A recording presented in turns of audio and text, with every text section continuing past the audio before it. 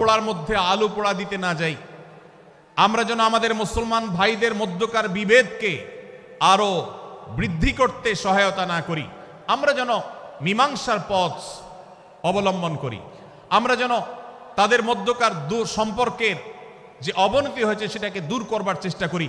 আল্লাহ রাব্বুল আলামিন এই নির্দেশ দিতে গিয়ে বলেছেন, ওয়া ইন তাইফাতানি মিনাল মুমিনিনা ইকতাতালু, যদি ইমানদারদের দুটি দল দুটি গ্রুপ নিজেদের মধ্যে মারামারিতে লিপ্ত হয়ে যায়, ফাসলিহু বাইনাহুমা,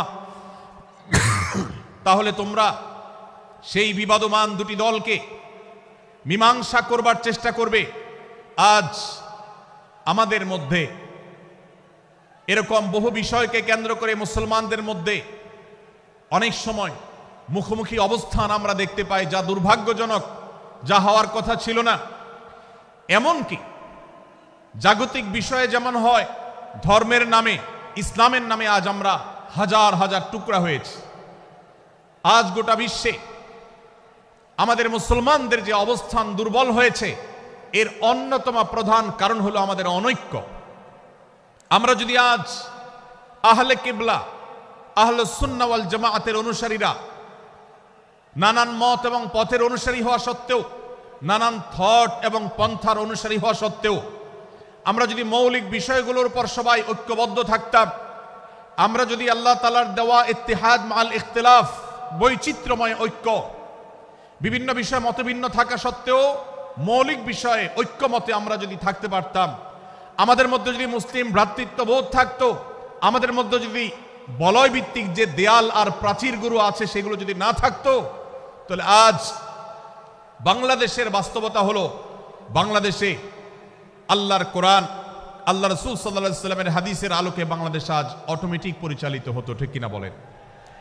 আমরা যদি আজ ঐক্যবদ্ধ থাকতাম, তাহলে এদেশের হাতে গোনা যাবে এরকম স্বল্প সংখ্যক নাস্তিকেরা, ইসলাম এবং মুসলমানদের শত্রুরা, তারা আমাদেরকে নিয়ে তারা আজ যে খেলা খেলছে, আমাদেরকে যে তারা শাসন করছে, আমাদেরকে যে তারা তাদের অধীনস্থ করে রাখছে, আমাদের উপরে যে আজ ভিনদেশি কালচার চাপিয়ে দিচ্ছে, আমাদের উপরে তারা যে আজ কর্তৃত্ব করছে, আমাদেরকে আজ টুকরা টুকরা করছে, এই দুঃসাহস তারা কোনোদিন দেখাতে পারতো না যদি আমরা ঐক্যবদ্ধ থাকতাম।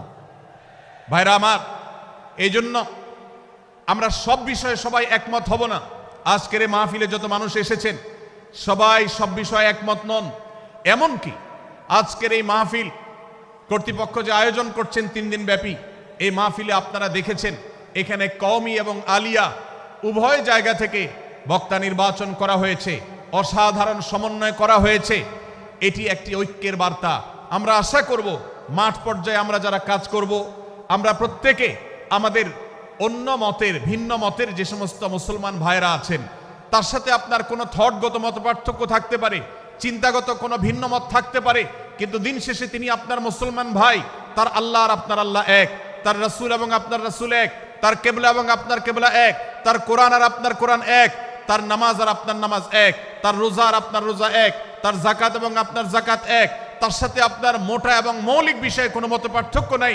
অতএব ছোটখাটো বিষয়কে কেন্দ্র করে আপনি যদি তাকে আপনার প্রতিপক্ষ মনে করেন, আপনি যদি তাকে আপনার শত্রু মনে করেন, এটা হবে আপনার ইসলামের জন্য, আপনার জন্য, এদেশের মুসলমানদের জন্য সবচেয়ে বড় ভুল। ভাইরা আমার,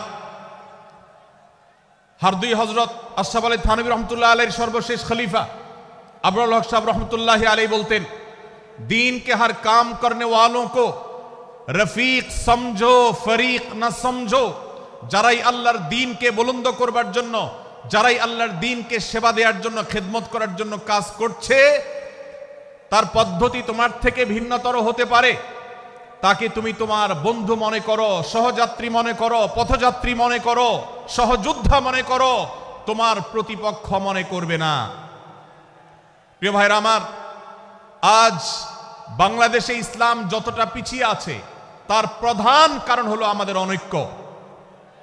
আজ আমরা যদি আমাদের মধ্যকার যে সমস্ত দেয়াল এবং প্রাচীরগুলো, অদৃশ্য প্রাচীরগুলো উঠে আছে, যেগুলো আমাদের মুসলিম ভ্রাতৃত্বকে ভেঙে খান খান করে দিয়েছে, টুকরো টুকরো করে দিয়েছে, যদি আজ আমরা সে সমস্ত অদৃশ্য প্রাচীরগুলো দূরে সরাতে পারতাম, আমার ভিন্ন মতের ভাইকে যদি আমার ভাই মনে করতে পারতাম, তার যদি আমি কল্যাণকামী হতে পারতাম, আল্লাহর কোরআনের ঘোষণা অনুযায়ী এই মুসলমানদের ঐক্যবদ্ধ শক্তিকে দমাবার শক্তি পৃথিবীর কারোর নাই, কারোর নাই, কারোর নাই। আজ আমার ভাইয়েরা ফিলিস্তিনে মার খাচ্ছে। যদি আজ গোটা বিশ্বের মুসলমানরা আমরা ফিলিস্তিনে মুসলমানদের উদ্ধারের ব্যাপারে ঐক্যবদ্ধ থাকতাম, ফিলিস্তিনে মুসলমানের দিকে চোখ তুলে তাকাবার শক্তি বিশ্বের কোনো কাফেরদের থাকতো না। আজ যদি আমরা আমাদের মুসলমান নির্যাতিত ভাইদের ব্যাপারে সারা বিশ্বের মুসলমানরা ঐক্যবদ্ধ অবস্থান গ্রহণ করতে পারতাম, মুসলমানের দিকে চোখ তুলে তাকাবার শক্তি বিশ্বের কোনো কারোর থাকতো না। ভাইরা আমার, গোটা বিশ্বে ঐক্য প্রতিষ্ঠা করা আপনার আমার মতো সাধারণ মানুষের দ্বারা হয়তো সম্ভবপর হবে না, কিন্তু আমরা যারা মাঠ পর্যায়ে কাজ করছি, আমি আপনাদেরকে করজোড় করে অনুরোধ করতে চাই। আমি জানি আপনার এলাকাতে, আপনার মহল্লাতে আপনার সাথে অন্য মুসলমান ভাইদের অনেক ক্ষেত্রে মতভিন্নতা আছে। সেটা রাজনৈতিক দৃষ্টিভঙ্গির ক্ষেত্রে হতে পারে, সেটা ধর্মীয় থট এবং মানহাজ মাযহাব মাসলাকগতভাবে হতে পারে, সেটা অন্য কোনো ইস্যুভিত্তিক মত পার্থক্য হতে পারে। আল্লাহর জন্য, আল্লাহর ওয়াস্তে, আল্লাহর ওই আয়াতকে মেনে আমল করার চেষ্টা করি আমরা। আল্লাহ বলেছেন, ওয়া'তাসিমু বিহাবলিল্লাহি জামিআন ওয়া লা তাফাররাকু, তোমরা আল্লাহর রশিকে সবাই ঐক্যবদ্ধভাবে আঁকড়ে করে ধরো, ঐক্যবদ্ধভাবে আল্লাহর রশিকে আঁকড়ে ধরো, তোমরা পরস্পর বিচ্ছিন্ন হয়ে যেও না। আমরা অনেক ফরজের কথা শুনেছি, নামাজ রোজা ফরজ আমরা জানি, বাবা মার প্রতি সদ্ব্যবহার করার ফরজের কথা আমরা জানি, আত্মীয়তার সাথে সুসম্পর্ক, আত্মীয়তার বন্ধন রক্ষার কথা আমরা জানি, ফরজ হওয়ার কথা জানি, কিন্তু মুসলমানদের ঐক্যবদ্ধ থাকতে হবে এই ফরজের কথা আমরা অনেকে জানি না। ভাইরা আমার, মুসলমানদেরকে আল্লাহ রাব্বুল আলামিন ঐক্যবদ্ধ থাকার নির্দেশ দিয়েছেন। এই ঐক্যটা এর মানে এই নয় যে সবাই এক মতের হয়ে যাবে সব বিষয়ে। বিভিন্ন বিষয়ে আমাদের মধ্যে মত পার্থক্য থাকবে, তারপরে আমরা একে অন্যের সহযোদ্ধা হব, সহযাত্রী হব, আমরা একে অন্যের কল্যাণকামী হব, একে অন্যের ভালো চাইব। আমার ভিন্ন মতের মুসলমানের কোনো ক্ষতিতে আমি খুশি হব না, তার ক্ষতিতে আমি কষ্ট পাবো, তার সাফল্যকে আমি এনজয় করব, আনন্দিত হব। এটা যদি করতে না পারি তো আমি কখনো খালেস এবং সাচ্চা মুসলমান হতে পারলাম না। আল্লাহ তাআলা আমাদের অন্তরগুলোকে উদার করে দিন, ব্রড করে দিন, প্রশস্ত করে দিন, বড় করে দিন, উম্মার ঐক্যের প্রয়াসী হওয়ার তৌফিক দান করুন বলুন আমিন। ভাইরা আমার, আমরা মহল্লায় মহল্লায়, এলাকায় এলাকায়, মসজিদে মসজিদে, আমাদের নিজস্ব বলয়ে, নিজস্ব অঙ্গনে আমরা চেষ্টা করব ভিন্ন ভিন্ন মতের মুসলিম ভাইকেও আমার ভাই হিসাবে আঁকড়ে ধরার, আপন করার। ডক্টর খন্দকার আব্দুল্লাহ জাহাঙ্গীর রাহিমাহুল্লাহ এই অঞ্চলের সন্তান। তিনি বলতেন, বেদাতে লিপ্ত কোনো মুসলমান, তার ব্যাপারেও আমি মনে করি আমার ভাই ভুলের মধ্যে আছেন, তার ব্যাপারে আমার মায়া মমতা কাজ করে, আমি তার কল্যাণকামী, তাকে আমার ভাই মনে করি। ঠিক একইভাবে আমার কোনো মুসলমান ভাইয়ের সাথে যদি আমার ভিন্ন মতের কারণে আমার মনে হয় যে তিনি ভুল পথে আছেন, তারপর তাকে আমি শত্রু ভাববো না, তার অকল্যাণ আমি চাইবো না। আজ বাংলাদেশের বাস্তবতা যদি আমরা তাকাই, দেখতে পারবো ইসলাম এবং মুসলমানদের যত শত্রু আছে, আমরা দেখেছি গত কয়েক যুগ ধরে তাদের নিজেদের মধ্যে হাজারো বিভক্তি, হাজারো মত পার্থক্য থাকা সত্ত্বেও মুসলমানদের শত্রুতা করার ব্যাপারে তারা সবাই ঐক্যবদ্ধ। অথচ আমরা মুসলমানরা আমাদের আল্লাহ, আমাদের রাসূল, আমাদের কোরআন, আমাদের কিবলা, আমাদের সবকিছু এক হওয়া সত্ত্বেও ছোটখাটো বিষয়কে নিয়ে আমরা আমাদের মধ্যকার বিভেদের প্রাচীরগুলোকে দাঁড় করিয়ে রেখেছি, যার কারণে আমরা গোটা বিশ্বে যেমন মার খাচ্ছি, আমাদের এই প্রিয় মাতৃভূমিতেও আমরা সংখ্যায় সবচেয়ে বেশি হয়েও আমরা কালচারালি মাইনরিটি হয়ে আছি, সংস্কৃতিতে আমরা সংখ্যালঘু হয়ে আছি। সব ক্ষেত্রে আমাদেরকে ইগনোর করা হয়। 4 লক্ষ মসজিদের এদেশে 4 লক্ষ ইমাম আছেন, 4 লক্ষ মুয়াজ্জিন আছেন। এই মসজিদগুলো এদেশে, এর নেটওয়ার্ক যতটা শক্তিশালী, এদেশের সকল রাজনৈতিক দলগুলোর নেটওয়ার্ককে যদি একত্র করা হয়, মসজিদগুলোর মতো এতটা শক্তিশালী নেটওয়ার্ক এদেশের সমাজে নাই। কিন্তু ওলামা একরামকে ইগনোর করা হয়, মুসলমানদের ইগনোর করা হয়। এদেশের আইনে কোরআন এবং সুন্নাহ এদেশের মুসলমানদের ধ্যান ধারণাকে কখনো বিবেচনায় আনা হয় না। এই যে মুসলমানদের আজ দুরবস্থা, এর অন্যতম প্রধান কারণ হলো আমাদের হাজার হাজার ভাগে বিভক্তি। এই বিভক্তির দেয়ালগুলোকে তুলতে হবে কি হবে না? যদি হয় তাহলে আপনি নিজে থেকে শুরু করে দিন।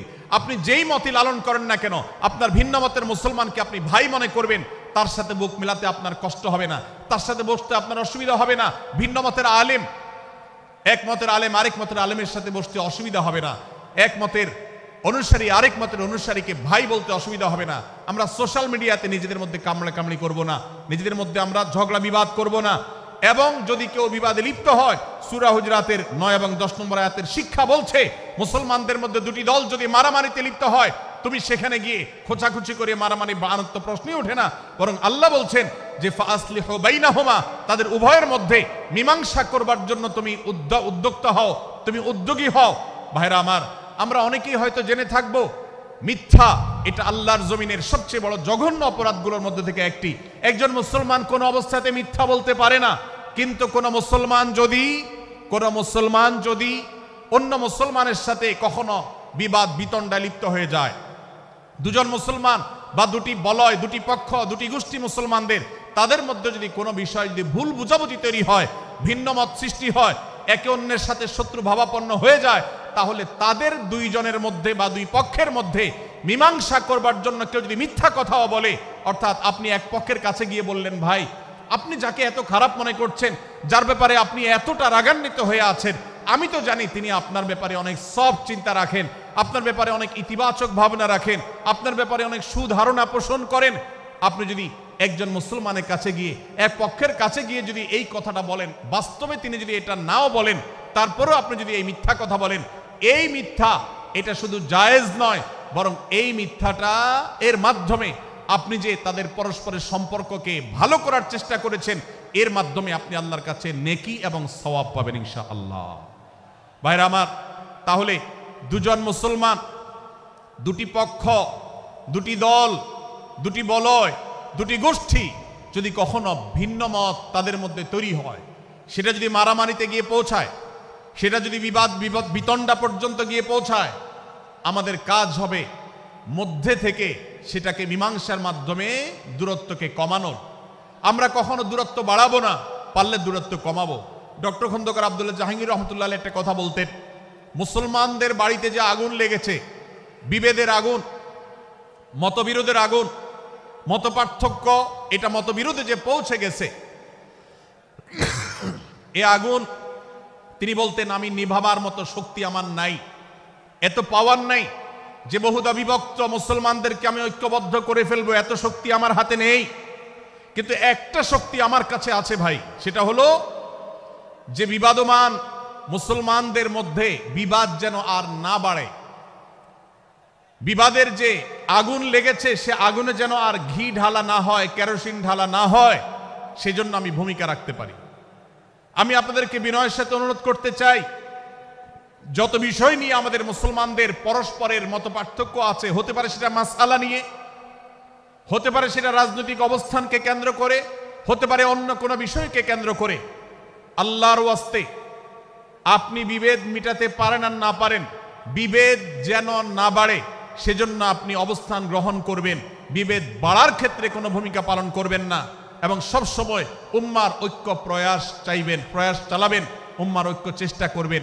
আল্লাহর কাছে আপনি যে দোয়াগুলো করেন, এর মধ্যে একটা দোয়া যেন এটাও থাকে, হে আল্লাহ, আমরা বহুদা বিভক্ত হয়ে গেছি, আমরা টুকরা টুকরা হয়ে গেছি, যার কারণে তোমার ভাষ্য অনুযায়ী ফাতাফশালু ওয়া তাযহাবা রিহুকুম, আজ আমাদের শক্তি শেষ হয়ে গেছে, আমরা দুর্বল হয়ে গেছি।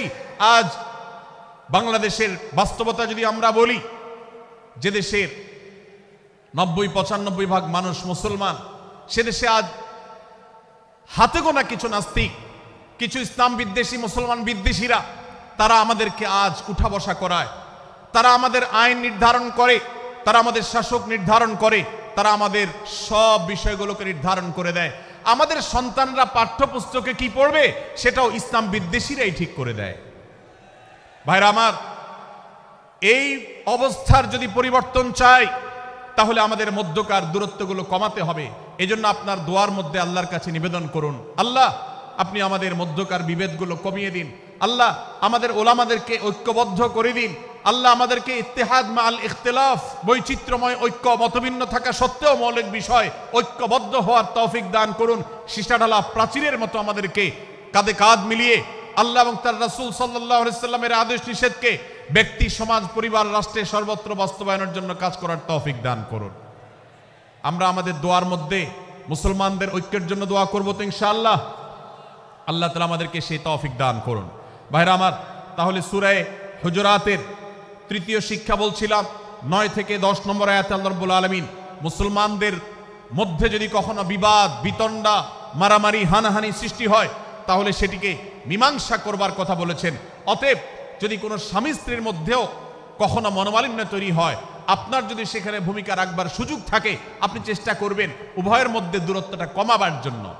আমরা অনেকে আজকাল নামাজ কালাম পড়ি, রোজা রাখি, দাড়ি রাখি, অনেক ভালো ভালো কথা বলি, অথচ দুজনের মধ্যে গন্ডগোল লাগলে আমরা সেখানে এক পক্ষ হয়ে আরেক পক্ষকে আমরা খেপিয়ে তুলি। পারলে অনেকে চগলখড়ি করেন, প্রত্যেক পক্ষের কাছে গিয়ে অপর পক্ষের ব্যাপারে মিথ্যা কথা বলে তাদের মধ্যে ভেজাল কারো বাড়িয়ে দেন। এই জন্য নবী সাল্লাল্লাহু আলাইহি সাল্লামের ঐতিহাসিক হাদিস রয়েছে, লা ইয়াদখুলুল জান্নাতা নাম্মাম, যে ব্যক্তি চগলখড়ি করে, দুজনের মধ্যকার গন্ডগোল ফাসাদ বৃদ্ধিতে যে ব্যক্তি ভূমিকা রাখে, ভেজাল লাগায়, এই চগলখোর কখনো জান্নাতে যাবে না। আমাদের অনেকেরই এই দুঃস্বভাব আছে, এই খারাপ চরিত্র আছে।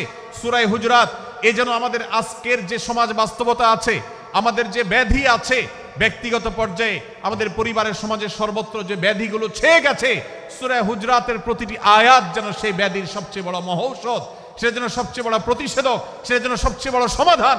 এই জন্য আমি বলেছি শুরুতে, আমার যদি আল্লাহ শক্তি সামর্থ্য দিতেন, প্রত্যেক মুসলমানের হাতে পায়ে ধরে সূরা হুজুরাতের 18টি আয়াত, প্রত্যেকটি আয়াত আমি আমার মুসলমান ভাইদেরকে বলতাম, বারবার পড়ুন, বারবার পাঠ করুন, বোঝার চেষ্টা করুন, জীবনকে পরিবর্তন করুন।